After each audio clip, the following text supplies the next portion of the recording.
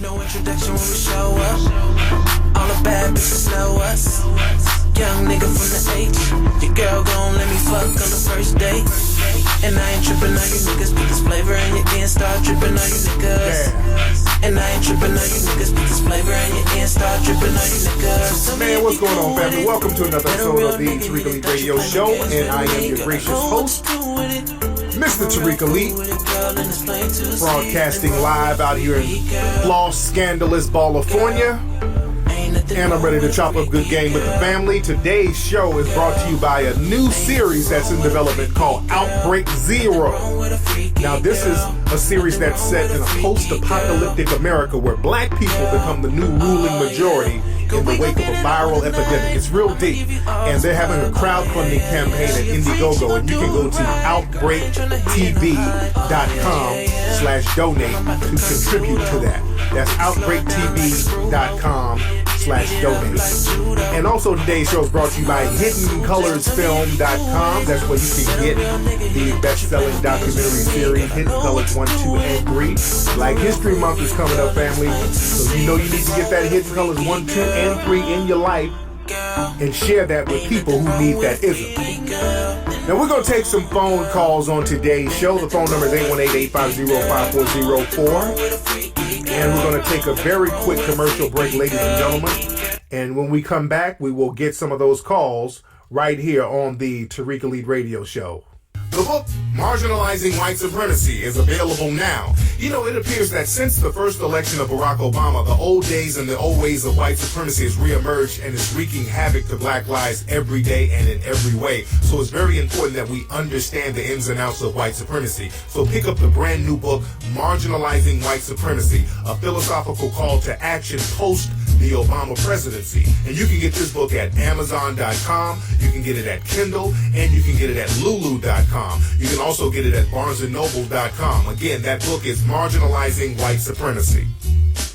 If you want to get some real fly art, and I mean real fly art, you need to check out ArtByRico.com. Now, ArtByRico.com, they offer a variety of original or printed jazz art for any budget and for any occasion, and they ship nationwide. I have some of the art myself in my home, and it's fly. I can vouch for that. Go to artbyrico.com. That's ArtByRicco.com to get up on this fly art. You are now tuning in to the King of Game, Tariq Elite on Tariq Elite Radio. I am delivered. Man, what's up? We are back with the Tariq Elite Radio Show, family. Glad to have y'all tuning in. Now, we're going to get some calls right about now. And don't forget, like I said, go to HiddenColorsFilm.com to get Hidden Colors 1, 2, and 3. Get up on that game. And let's see who we got on the phone before I get into my game today. Let's see who we got on the phone. Come on, phone line. What's up? Who's calling? Hello, good night. This is Kevin calling from Boston. Hey, Kevin from Boston. How you doing, Bamba Clyde? How you doing, brother? Not too bad, man. Not too bad. What's on your mind? Yeah, I'm just calling to ask a quick question. Like, being like black guys, is the odds against us like getting white girls, is it like a bit harder for like this race? Is it harder for you to get a white girl? No, cause I came from Jamaica, and like when I step to these chicks, they're like, you know, you're cool and all, but my family don't call me dating like black guys. So I'm like, in America, is the odds against black guy like more difficult of getting with a white chick? So is it more difficult getting with a black girl? I'm trying to understand. No, a white chick for a black guy. Okay. Is it more difficult to get with a white girl for a black guy? Yeah, cause I said to a few chicks since coming from Jamaica, and they're like, you're cool and all, but my parents don't allow me to date like black guys. All right, well, charge them to the game, dude. My thing is this. We got to get off this thing where we are openly pursuing white people to date. I really want brothers to get off that shit, and sisters too. We got a very bad habit. I think next week I might do a whole show on that, but we have a real bad habit of pursuing specific races of people and getting turned down by them as if they're some type of badge of honor. And we got to get off that nonsense, brother. Because, look, it's easy to get them. That's why I did the interracial dating show. I didn't do that to put any group on a pedestal. I just did it to show how easy it is to get at certain people, because cultural barriers, it's just, it is what it is. It's nothing to get over, but you just got to understand certain cultural barriers. But when it gets into this thing where it's almost like a worshiping of people in the white dominant society that black men and women get into, that's something that we're going to have to cut out, because that's why we keep getting subjugated by systematic white supremacy. Because instead of challenging white supremacy, y'all niggas are sitting up here low-key idolizing these people in the dominant society, and you're not going to empower yourself doing that. That makes sense? True. Right, hey, thanks, man. Thanks for the work you've been doing. I appreciate it. All right, brother. Get you some jerk chicken and go find your sister, brother. Holla. All right, peace. Yeah. Lord. Good Lord, this nigga's trying to get at white women, and they're telling him their family don't like it. So what? Don't, okay. Who are they to get with? All right. I'm not to shit on anybody, but y'all stop this white worshiping bullshit, man. That shit is tired. Black men and women. And again, I think I might do a whole show on that next week. I just saw that movie, Dear White People. It was the movie was real blah. They really hyped the movie up a lot, but the movie was kind of blah, and it touched on that interracial dating thing, and I want to go deep into that. So I got to dedicate a whole show to that, because that's heavy. And again, I just did an interview earlier today for a station in Minnesota. Shout out to those brothers and sisters in Minnesota. I got to get out there to do a lecture. And we're talking about that interracial dating and the psychological mindset that black people have when we engage or pursue specific interracial relationships. It's a real deep psychological phenomenon that happens with us. And it's something that really needs to be explored. But again, the phone number is 818-850-5404, ladies and gentlemen. And again, when we do the next Hidden Colors, we're going to touch on that a little bit too, because we haven't talked about that in the Hidden Colors series, I don't think. We haven't gone deep into that. And again, it's very hard to challenge something that you're desperately pursuing. What's up? Who's calling? Uncle Flex, it's your nephew, Rasta Keys. I'm just calling to give you much respect and props because of you. Listening to you 6 years ago, it's just really changed my life. It's progressing as a man. Help me help take care of my family. I slip up here and there. Yes, indeed. I don't have it all together, but I just have to big you up. I always spread Hidden Colors to the friends and family, and I just want you to take me out of here. Like, get out of here, you damn nigga. Yes, I love you, Uncle Flex. You the best, man. Much respect, brother. Hold on. Get out of here, you damn nigga! There you go. All right, be blessed. There you go. Man, much respect. Well, let's get into some game, because I'll be here all night chopping it up. You know, I want to talk about this video, and I played it on the Ustream show this past Sunday with this news reporter in Memphis doing an interview with this lady who was a daycare center director. And I touched on it this Sunday, but I want to go a little bit deeper tonight about it. And I want to play some more of the clip, because a lot of places on the internet, the clip has been taken down. The news channel or the station or the affiliate or whatever, they've been getting the video taken down. So I'm going to at least have the audio available here in archive so people can get that if they need to get that. But let me explain what happened. And this goes into today's topic, which is having logic over emotion. And this is a test, and this is a case study for melanoid people to observe, because we got to learn how to have our logic game popping so that we don't get caught up in emotional bullshit. And this video is a great lesson, because what it is, the black lady who owns, I don't know if she owns the daycare, but I know she's the director, so she might be the owner of the daycare center. What happened, the cops were chasing a person who they suspected of being a drug dealer. They were tracing a black man. He went to the daycare center. knocked on the door, and I think he said he had to use the restroom, so he kind of pushed his way inside. And the women at the daycare center, they got him out of there, and the man was arrested. And now the reporter, there's a white news reporter at this Fox affiliate station in Memphis, interviewing the sister, the director of the daycare center, and he's talking real slick. He's kind of being belligerent. He's kind of being disrespectful with his questions. The questions are almost badgering the sister, and he keeps trying to implicate the daycare center in the crime, so to speak. He keeps trying to badger her into answering why she would let this criminal in, and he kept trying to bait her to lose her cool. And this sister was cool and smooth, had her mouthpiece crisp throughout the whole interview.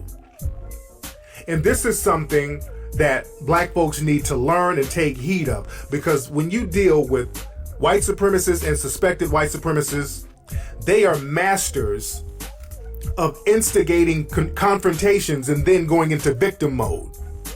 They love to instigate little emotional outbursts from black people, and when you respond to them with emotion or aggression, the white supremacists go right into victim mode.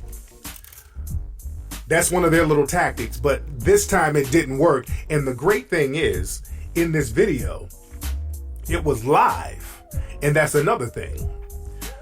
When you're debating or having a conversation with a suspected white supremacist, usually they control the narrative because they control the media. They can slice and chop and add in and bring in coons and do everything they need to do to slant the story on their side or slant the narrative the way they want it to be slanted. But this was on live TV, which put the white supremacists at a disadvantage.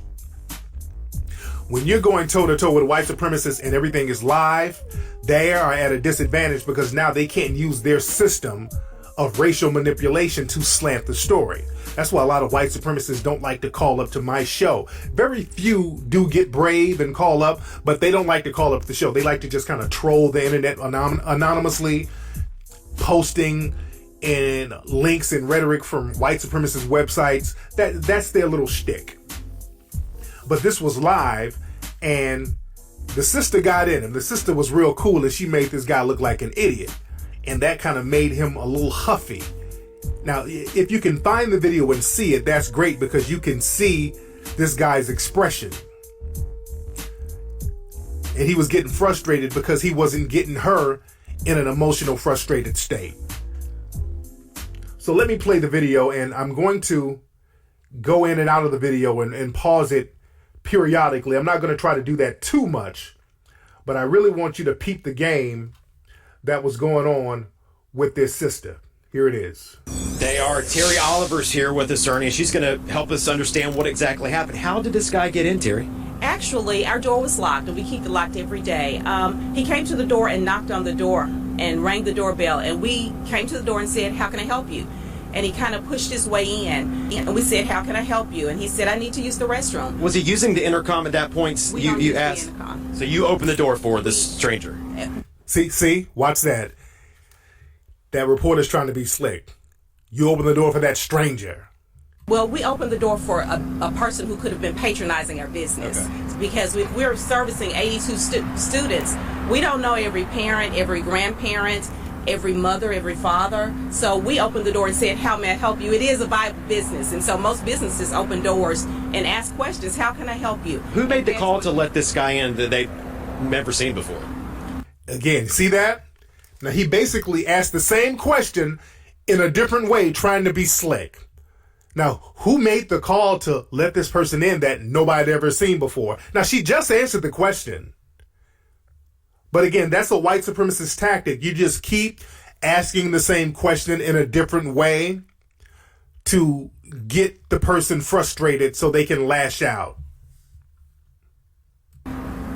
Actually, this person who came to our center could potentially be a client. And so since we are a business, when a potential client, or all of our customers are strangers until we know them, we open the door and say, "How may I help you?" Because to you, it's a stranger. To us, it's a potential client. And the cameraman's a stranger today. So if he came to our door, our first question would be, how can I help you? Because it's a business. Does the intercom work? I mean, do you have the ability to say, how can I help you from the outside, and then question and screen the person before you actually let them in?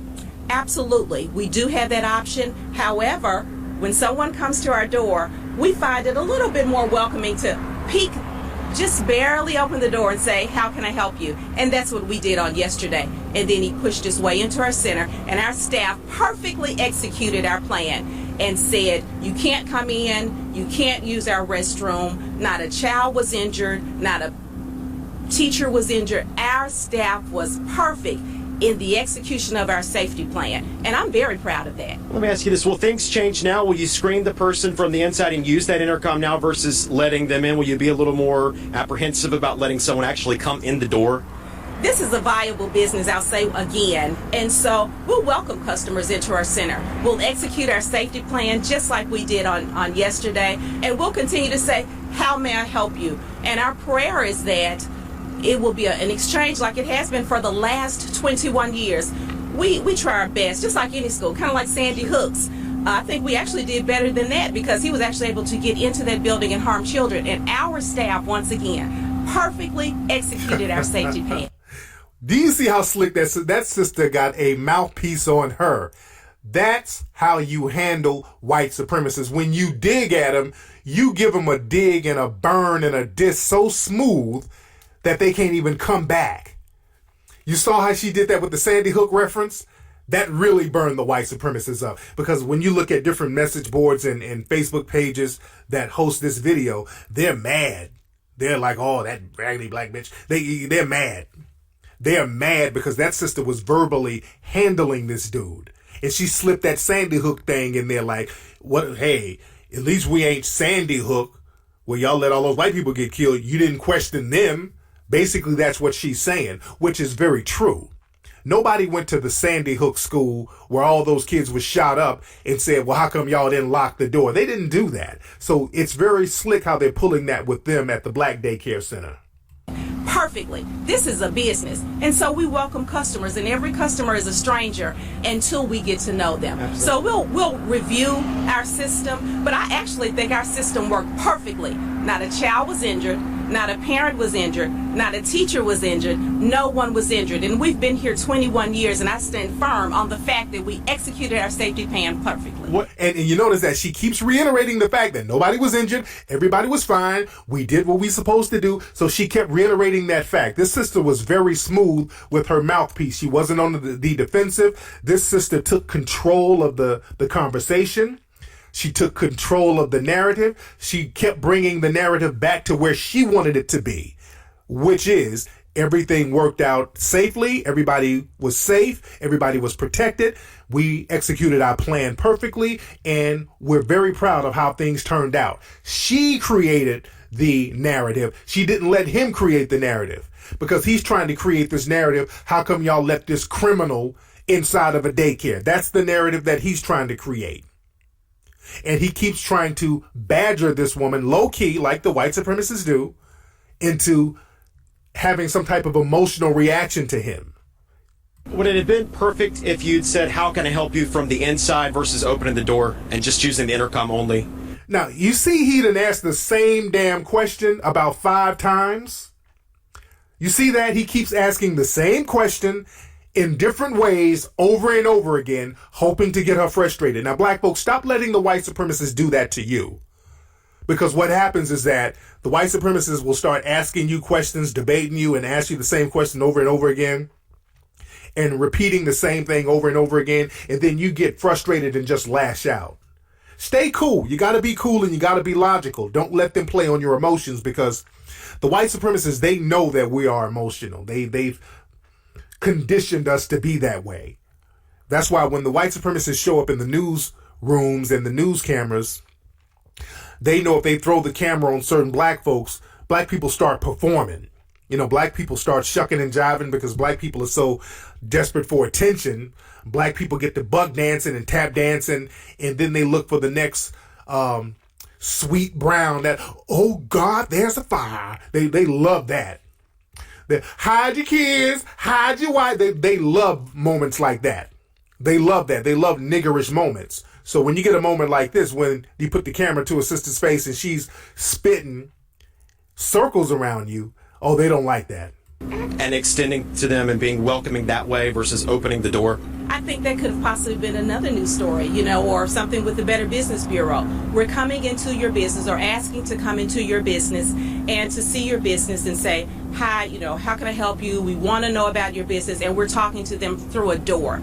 I'm not sure if that's best business practice, but what I do know is best business practice is to have a safety plan in place. We had it in place.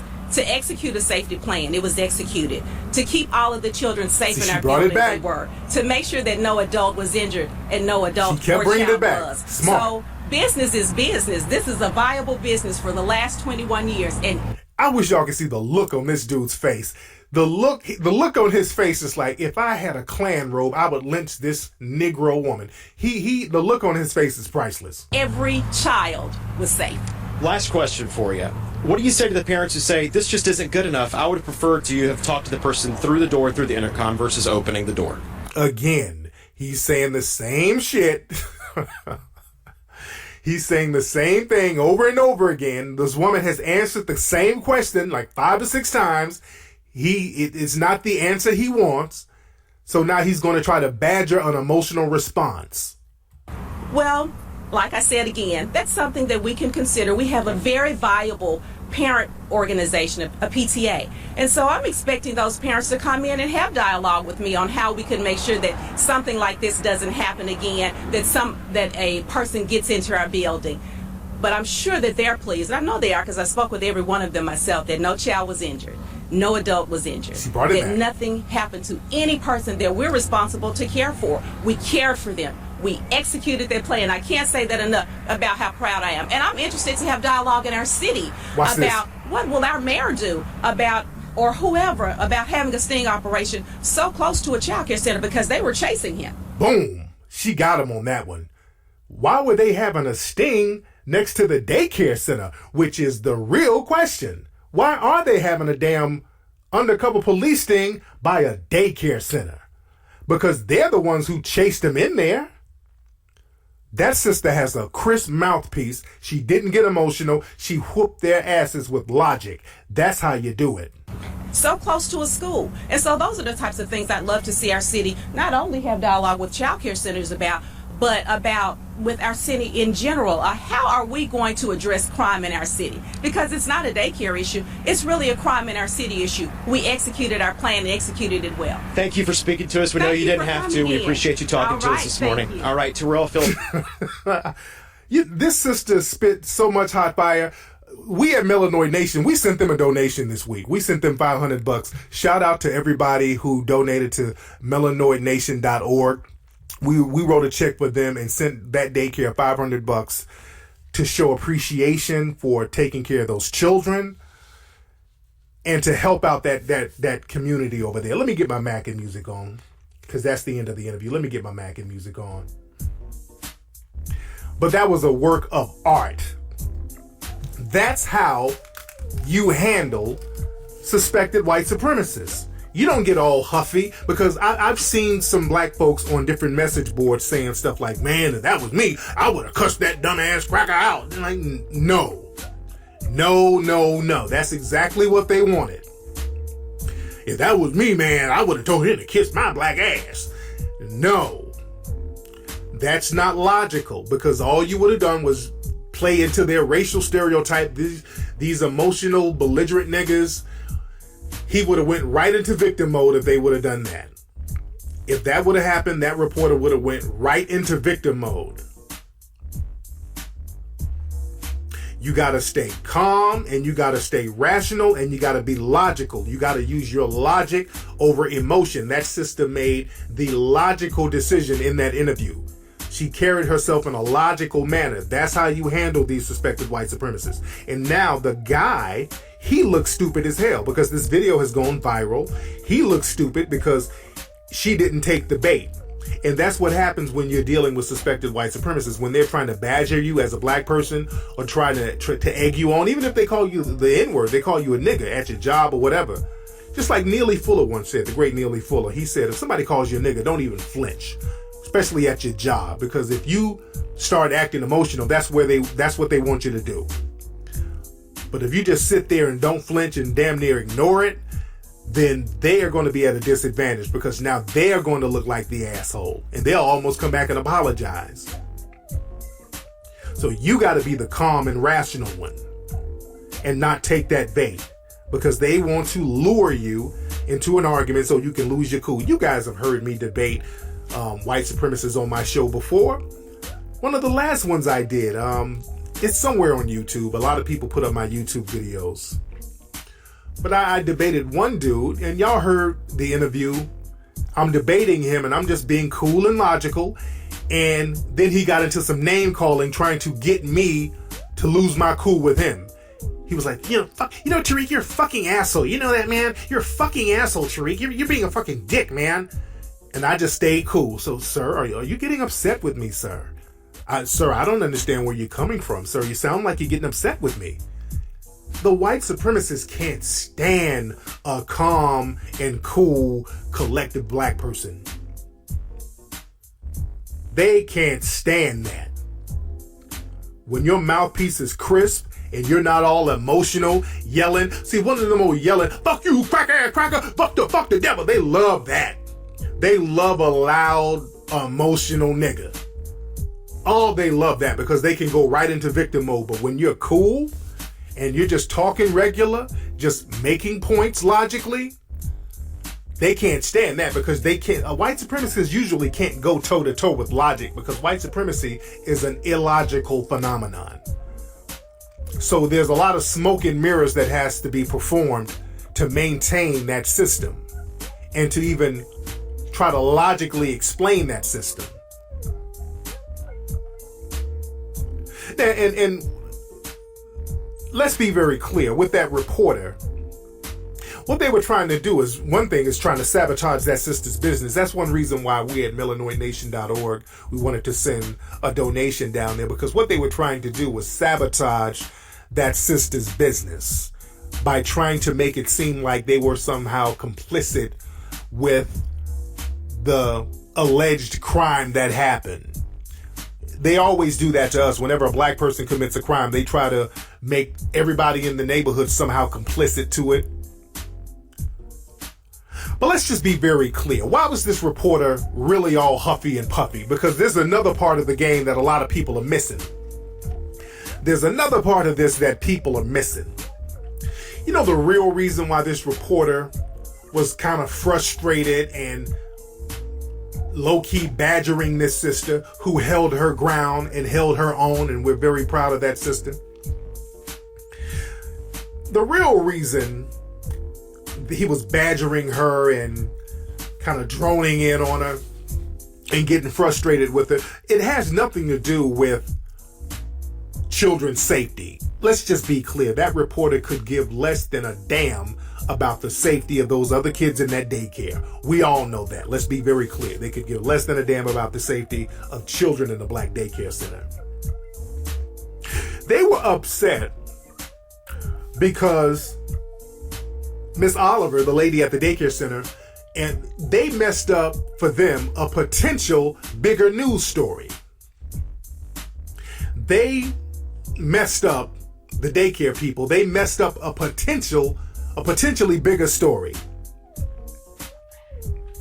Because the thing is, this brother, this black man, this young black man, was accused of selling crack somewhere on the corner around that area. Who knows? Who knows if that's even true? They said he was a drug suspect. So we don't even know if the guy was actually doing a crime or not. I just need to see more evidence before I can even go into that narrative or believe that narrative. But he was suspected of a crime. And he was being chased by the cops. So the young man pretty much knew his life was in danger. The cops probably were going to kill that dude. You know how things are going on in this country right now. Cops are out here blowing brothers' heads off. So the cops were probably going to kill this guy. The cops were probably going to murk this guy. And what happened, he knew he was probably going to get murked. So he wasn't trying to so-called get away, I don't think, but he ran to a daycare center for safety. That's why he went to the daycare center. He went to the daycare center thinking, okay, if I go here to this daycare center, they're not going to kill me around all these kids. So when the people at the daycare center let him in, potentially they saved that man's life. That's why that reporter is frustrated. That's why that reporter is upset. You got to look at what the reporter is saying and asking, and look at what he's not saying. Look at the little code words. Because again, the white supremacists, they usually speak in code. So what this reporter is basically asking, he's not asking, how come you put those other children's lives in danger? It's like, why did you, Miss Oliver, save this nigga's life? Why did you let that nigga in and save his life? He could have had his brains blown out and we could have had a great news story. I could have won an Emmy. I could have got an award. This could have been a great ratings news. How come you didn't let this nigga get killed? That's what it seemed like. They wanted some type of big finale with this situation, with this black man running from the police, knowing if we don't know if he did anything or not done anything. But the story could have been more tragic than what happened. What we do know is if that brother was going to get killed by the cops, which there's a possibility that he could have been, that sister at the daycare center saved that man's life. That's what these motherfuckers don't like. They don't want this whole community thing where we're saving each other or potentially saving each other. They want it to be open season on us. All the way open season. So none of this whole, you find sanctuary here and there. You found sanctuary at a daycare center. They don't want all that stuff. That's why they're trying to shame the daycare center and send out a message to shame any other people who try to harbor somebody who should be killed. Look at the big picture, man. Look at the big picture of this. That's why they're so frustrated. They're trying to send a message. If we're trying to have open season hunting on you niggers, don't y'all go out here harboring any of them. Don't go out here trying to save them now, because we're going to shame you and try to ruin your business. So this is why we don't fall for the okie doke, family. I'm glad that sister let that dude in. I don't think that there was no danger. I think the dude was going in that daycare center to save his life because he knew those cops were going to try to blow his head off. So again, we got to get a code of conduct. And I'm not saying, dudes, if you are doing crime, don't go out there doing no crime and don't do no crime around no kids. I'm not saying that at all. Don't be doing any kind of crime at all at this point. But if you are suspected of a crime, because we can guarantee that we won't commit a crime, but we cannot be guaranteed that we are going to not be suspected of a crime, that we won't be suspected of a crime. We don't know that. So we got to be in a position where we can help ourselves and help each other.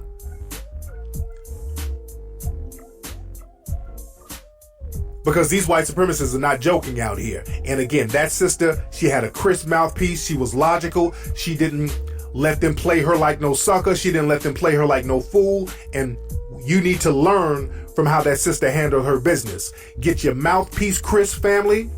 Deal with people logically. Let's get a code of conduct, because that sister was on a code. She had the correct code of conduct, and that's how we should handle ourselves at all times. Anyway, guys, that's been today's episode of the Tariq Elite Radio Show. Don't forget to join me live on Ustream this Sunday. I will chop it up with you then. I'ma holla.